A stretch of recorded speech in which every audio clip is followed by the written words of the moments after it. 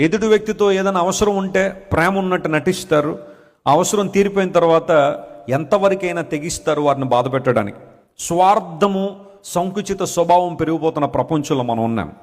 ఒక చిన్న నింద నీ మీద పడగానే, ఒక చిన్న ఒంటరితనం గుండా నువ్వు వెళ్లాల్సి వచ్చినప్పుడు, లేదా ప్రజలు నేను రిజెక్ట్ చేసినప్పుడు, నీకు క్యాలిబర్ని, నీ ఓడ్ని తక్కువ చేసి మాట్లాడినప్పుడు ఎందుకు కృంగిపోతున్నావు? మనుషులు కాదు కదా నీకు విలువనిచ్చేది. ఈరోజు మనుషులు దండలేసి రేపొద్దు నిందలేస్తారు. అదేమన్నా ఆశ్చర్యపడే విషయమా? ఈరోజు నిన్ను బాగా పొగిడిన వాడే, ఏదో అవసరం ఉందని నిన్ను పొగిడిన వాడే రేపొద్దు నిన్ను నడి రోడ్డు మీద తీసుకొచ్చి అవమానించే పరిస్థితులు రావా? వస్తాయి. మనుషుల ఒపీనియన్స్ మీద, వాళ్ళ యొక్క వ్యాలిడేషన్స్ మీద ఎందుకు నీ జీవితాన్ని కట్టుకుంటున్నావు? Trust God.